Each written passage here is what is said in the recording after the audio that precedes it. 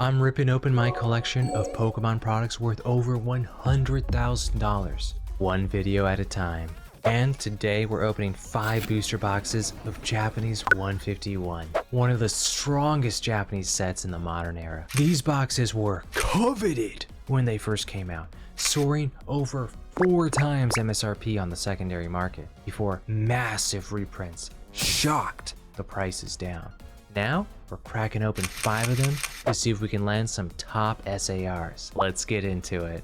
I fucking love Japanese 151. Okay, no. We can't start off like Japanese 151 is goated. Hey everyone, Jesse at Poke Wall Street. As an investor, I have to say it's sometimes an odd feeling opening some of your best performing investments. Japanese 151 is a big part of our Pokemon portfolio, so if our goal was simply to maximize our gains, we'd obviously be keeping these boxes sealed. But I'm also a collector and love to add things to my collection. One of my core philosophies is that if you have a strong desire to open packs, it's important to allocate some portion of your budget to do so. If you totally deprive yourself of this, it's not good for long-term sustainability in this hobby. So I'll be doing regular pack opening videos just like this, and as a collector, it's an absolute blast ripping through this set. Alongside V-Star Universe, Japanese 151 is among my most favorite sets of all time. But as we go through this pack opening, I thought it'd be useful to go through some of the top related Pokemon questions I've been seeing recently. Starting us off with our first question is: will people really buy a booster box once it goes past a few $1,000s? Okay, yeah, so let me ask you this. Is water wet? Do fish swim? Do pigs fly?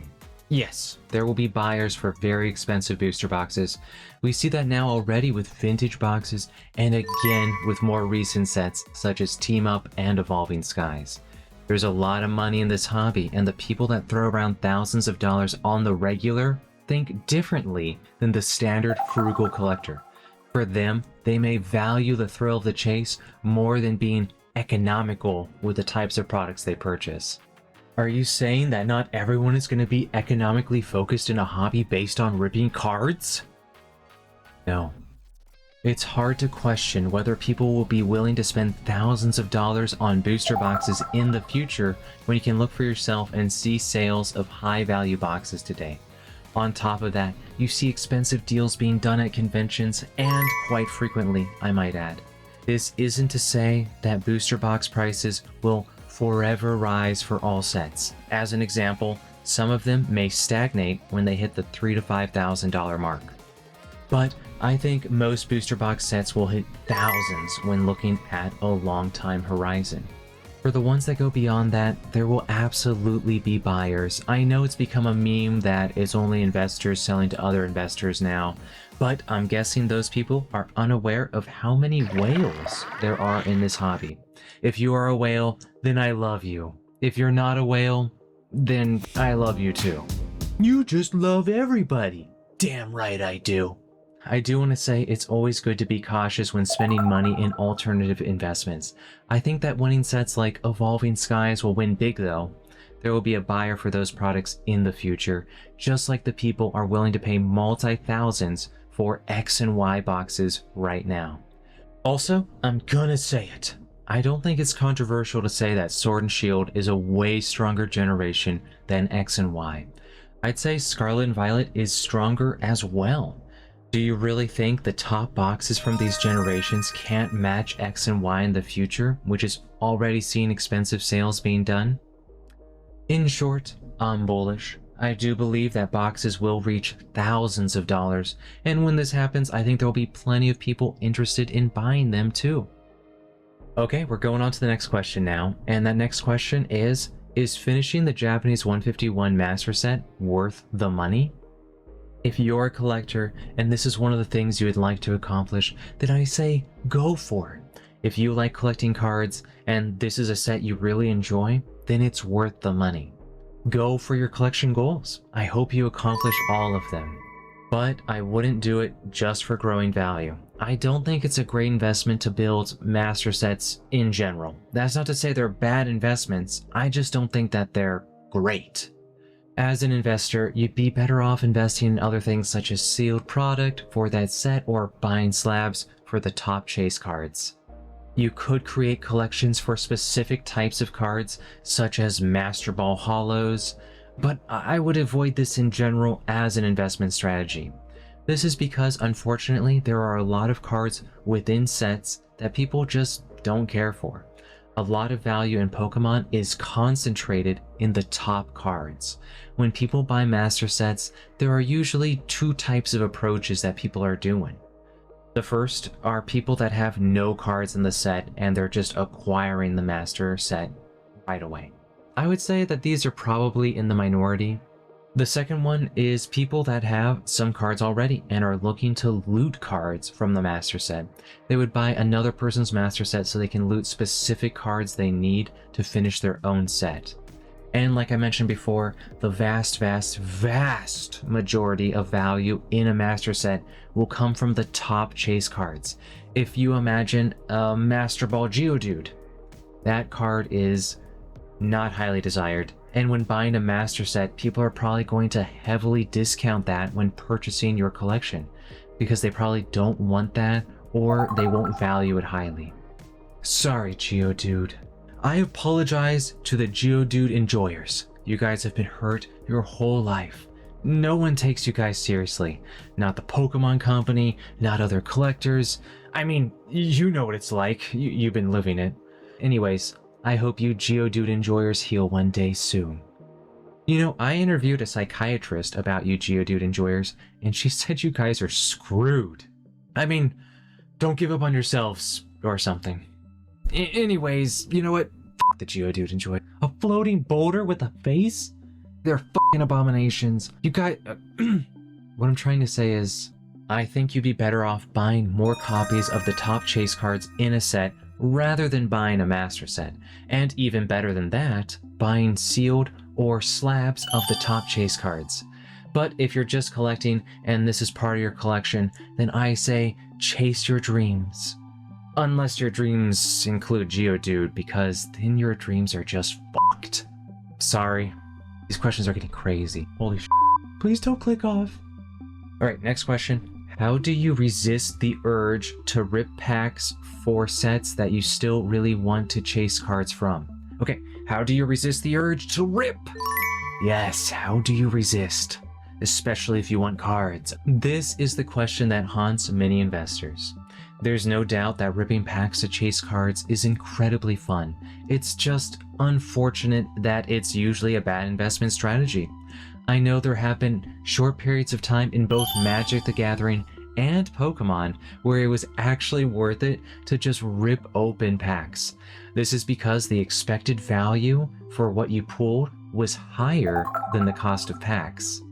But in general, these are relatively rare moments. You're more often losing money when you rip through your sealed holdings, especially now. This is why I actually recommend most people have a period of time where you forget about investing and you just rip open packs. Now, not everyone will be able to completely get it out of their system, but we see a lot of churn in this hobby. New people constantly come in and then generally burn out within 1 to 2 years. But whether you're coming back in or completely new to the hobby, I think most people would benefit from just enjoying a few set releases and chasing after the cards they want through opening packs. After that, I believe most people will find it easier to resist the temptation to open through your sealed investments.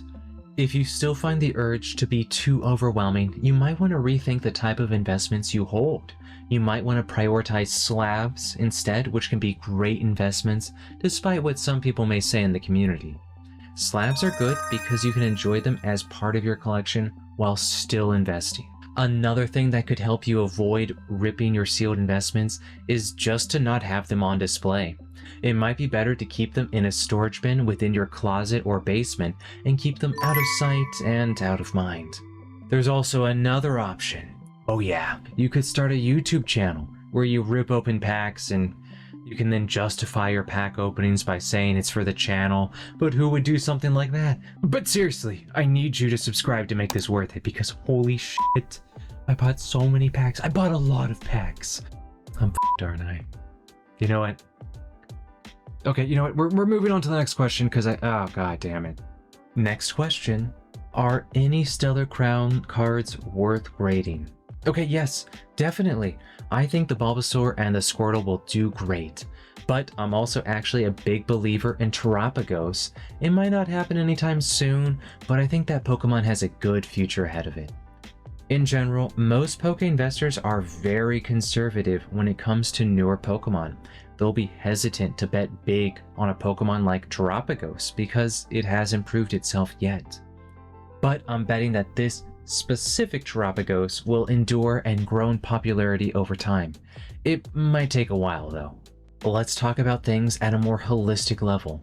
So not just speaking about Stellar Crown, but grading cards in general. I think if you're a big believer in a card and you want to get it slabbed up as an investment, it's better to do it early rather than waiting for the card to explode in value. The first big reason is that if you grade with PSA, you might end up having to pay more since they'll have higher fees if the card is worth more in the future. This is because your submission grading fee is based on the expected graded value of the card. So if the card is worth $10,000, you're going to be paying a lot more to get it graded than if the card was worth just $100. The second reason is that I think grading standards will actually increase in the future.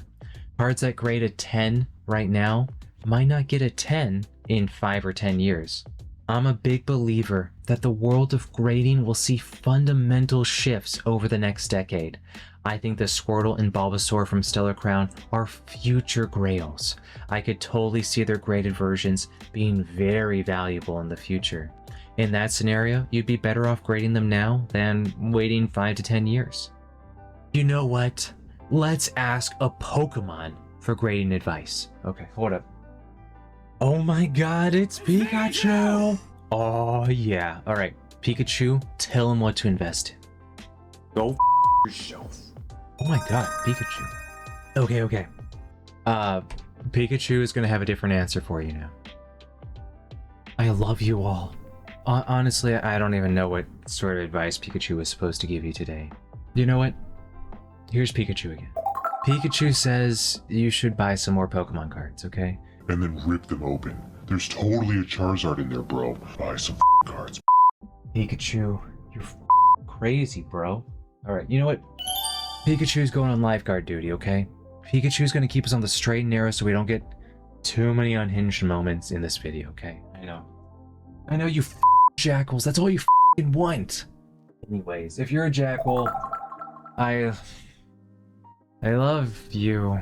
Now before we go on to the next question, if you're finding any value out of this video, please consider liking and subscribing. If you're enjoying this content, I'll be sure to try and push stuff out like this regularly. Alright, now on to the next question. Oh my god, are we just gonna ignore how crazy that previous question was? Yeah, we're gonna do that, okay? Next question. I'm heading to my LGS local game store in the near future and I'm interested in getting into some Poke investing. What products should I be on the lookout for? Honestly, the prices you get at most local game stores are often not great right now for Pokemon. This is because a lot of stores are charging far more than you would find on TCG Player or eBay. If your LGS is selling near the market value or MSRP, then totally go for it. I'm only saying this if their prices are drastically higher than MSRP. But if you're buying for the purposes of investing, you may not find the best deals at your LGS. This often means you'll have to buy things online. If you're buying singles and you really don't want to buy online, then you're probably better off trying to buy cards at a convention, though you'll probably need to negotiate for deals if you want to pay below market. A lot of new people assume that when you buy cards at conventions, you'll be able to pay below market because the vendor won't have to pay shipping or eBay fees. However, a lot of vendors actually charge at or even above market prices at conventions. Honestly, if you want to get serious about Poke investing, it would be easiest just to start getting comfortable buying products online. If you live in an area that's not a trading card hub, such as New Jersey or Dallas, then buying online might be the only place you can consistently find good deals. Okay, on to the next question. And that question is, When a new set comes out with a dominant chase card, can we expect other alt arts or illustration rares of that Pokemon to start going up as well? So I just want to say it's definitely possible. I wouldn't bet all your horses on it though. Maybe a few horses though, okay? A few horses will sacrifice. The extent that, holy sh**. Okay, the horses had it coming, okay? The horses had it coming, alright? Not even controversial, okay? The extent that other cards rise in value is highly variable. Essentially, we have no idea. I do think there are interesting correlations that occur. For example, a lot of older Mega cards rose in value in anticipation of the new Mega Block sets. So essentially, the more attachments a card has, generally the better they're going to do. Sometimes these attachments can cause other cards that are attached to it to go up in value also. But as I said before, this is highly variable. There are unfortunately limitations in my ability to answer questions like this because there was not a specific card mentioned. So if there was a specific card you had in mind, please be sure to drop that question in the comments below and I'll try to give you a more tailored answer for that card. Okay, we're moving on to the next question. If I have some leftover loose packs from a booster box opening, should I even bother holding them for investing or should I just rip them? Yes, okay. Alright, I'll tell you the response you would get if you posted a question like this on the Poke Investing subreddit. Just rip the packs, bro. Just rip them and report back to us. But I'm not like those jackals at our Poke Investing. I'm not like those jackals in my own comment section, okay? I care about you. I want you to succeed. So, don't rip open those packs. Put them in a pile and light them on fire and use that fire for warmth. It'll keep you nice and toasty this winter. It's better than books, I'll say that. You can also use them to help support furniture. If you got a chair that's slightly unbalanced, like one of the legs is just too short, you could put maybe a pack or two under that and help stabilize the legs. I have a bunch of packs around my house holding up all the unbalanced furniture I have. Okay, enough spiraling. We're stable here, okay? Unlike those other lunatic Poke investors, okay? We're fine. Back to the question. Loose packs. Yes, loose packs will be harder to sell. So it'll be up to you on whether you want to put the work into selling them or if you'd just rather open them. But look, I know the reason that anyone asked this question is that they want to open the packs. They're just looking for justification. You want validation from me. You want the green light. This isn't just some innocent investor bro question, okay? This is someone on the verge of losing it all, and they need someone to tell them what to do in their darkest hour. So I'll be that guy. I'll give you the green light. Do it! Do it! Chancellor Palpatine is giving you approval as well, okay? Open those packs. Forget about investing. In fact, if you have any other boxes, open them as well. That's right, self-care time is over, okay? We're done giving a f*** about self-care, okay? We're just ripping now. Okay, look. That question got real degenerate, okay? We're gonna ignore it. All right, the real answer, okay, yes, that's right. This is the third real answer, okay? The third one. The third one, I don't even know how many hands. Fingers. But the real answer is that loose packs are still investable. They're obviously less valuable than sealed boxes, so as my boy George Lucas once said, a penny saved is a penny earned. Good job, George Lucas. Alright, on to the next question. I got a PSA 10 on my Pokémon Center Prismatic EV promo, but I'm not sure whether to sell it now or not. I don't plan on holding it forever and want to sell it at the right time. Okay, Pokémon Center Prismatic EV promo in a PSA 10. So the answer to this question will depend on how much work you want to put into managing your portfolio. In general, how often do you want to cycle your products? And by this, I mean, how much do you want to go through a buy and sell cycle for the products you're holding for investment? All right, so I'm going to drop some truth bombs. Yes, that's right. Some of you might not be ready to hear this. So if you're not ready for some truth, close your ears. If the truth seekers are still listening, here's what you need to know. As long as you're not extremely unlucky or making terrible plays, people that cycle their products multiple times throughout a 10-year period will usually make more money than someone that just bought once and held everything for the entire 10-year period. Everyone in the Pokemon investing community loves talking about how everything's a 10-year, 15-year, 20-year hold. They'll downvote and even flame people that make posts asking if they should sell their slab or sealed box after a mere 1 or 2 years. But you can absolutely make more money if you sell your things every couple of years if they've already experienced significant growth.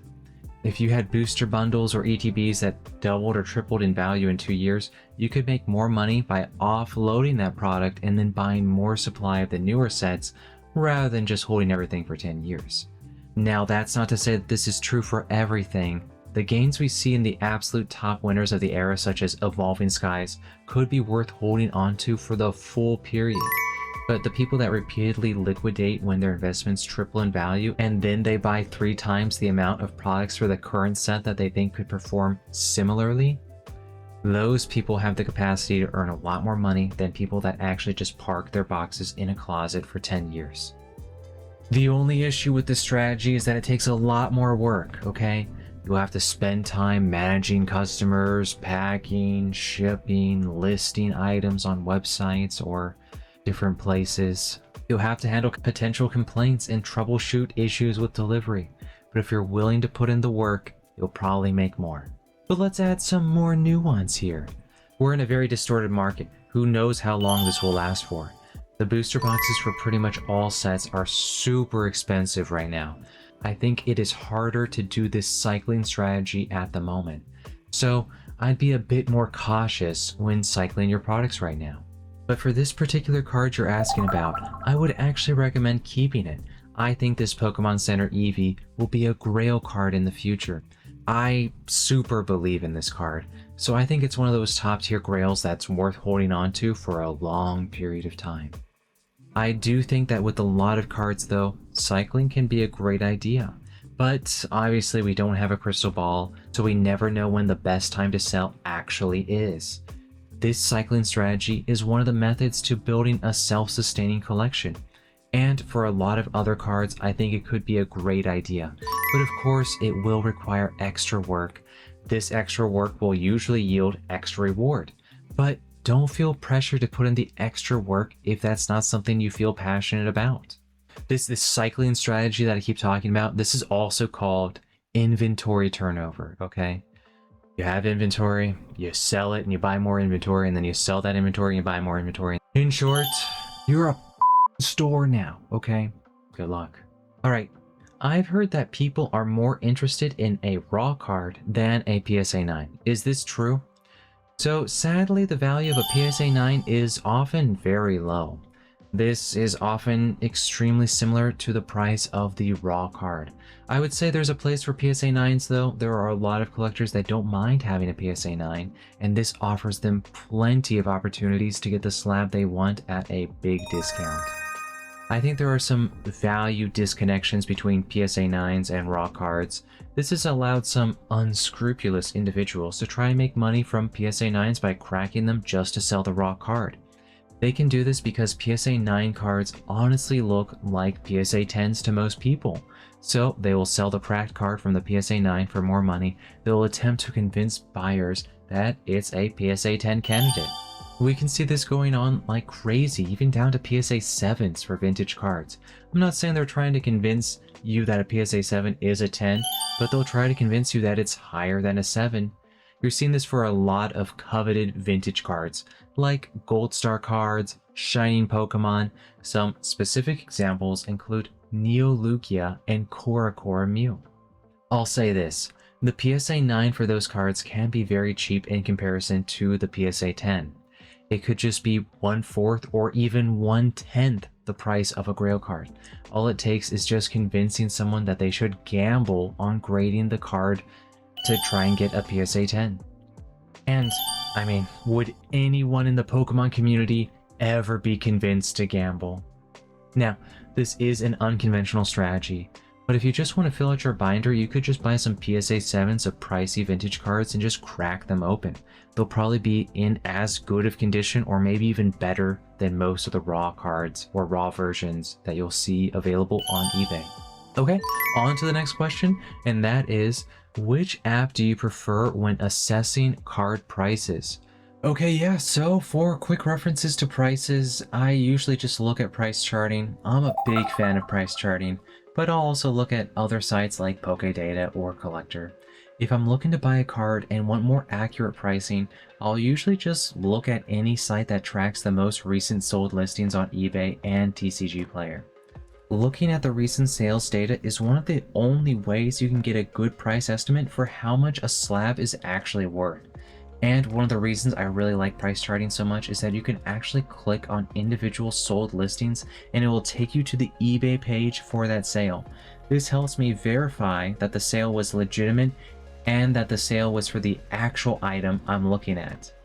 Unfortunately, however, is that eBay pages after, I forget how many months, do go away. They get destroyed because eBay doesn't want you to have access to that data, and of course also displaying all these web pages is going to get pricey.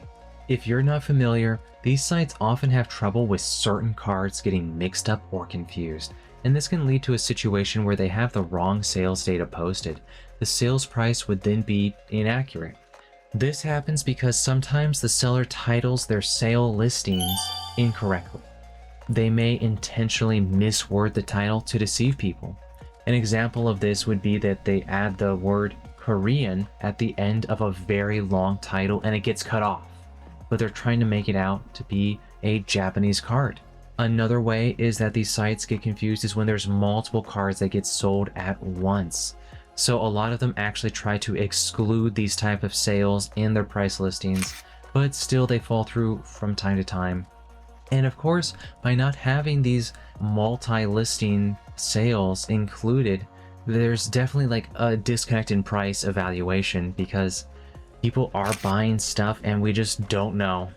And it's of course very difficult to assign value when there's multiple cards in a single listing being sold. If there's 3 slabs being sold, how do you value out each slab? Do you divide it by 3? What if they're not equal value? There definitely are different values for these cards. And so this sort of valuation gets complicated, and so it's too hard, and so they just exclude it all, right? I can't comprehend, so we're just going to ignore that data. God bless. All right, God bless ignoring the data. Lastly, I want to say that there are a lot of cards that have similar names. For example, Lugia V, and then there's Lugia V, and there's another Lugia V. Now you might be asking, which one am I talking about? Which set? Sometimes the seller doesn't describe this very well in the title, so these price aggregating sites just get it all confused. They misassign sales.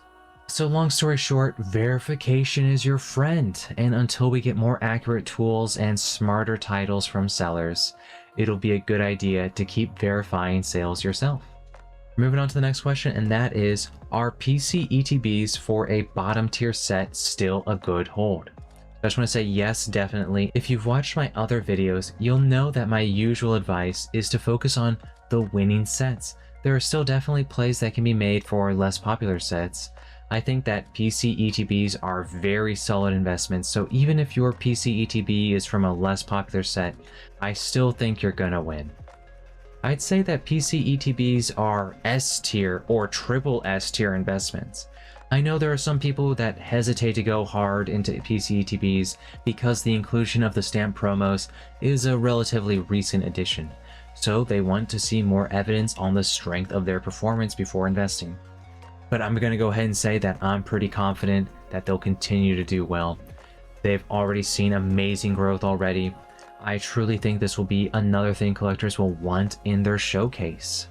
These PC ETBs are made for collectors. They are time exclusive and have not been reprinted to my knowledge. And the stamp promos are very valuable. So yeah, PC ETBs, bangers. Go all in or your money back. Okay, no money back guarantees actually.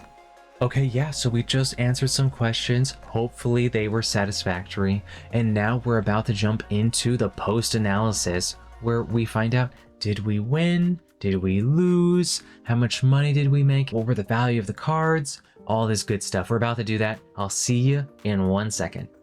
If you want more pack opening content like this, be sure to check out the last opening we did for the fan favorite set Crown Zenith right over here.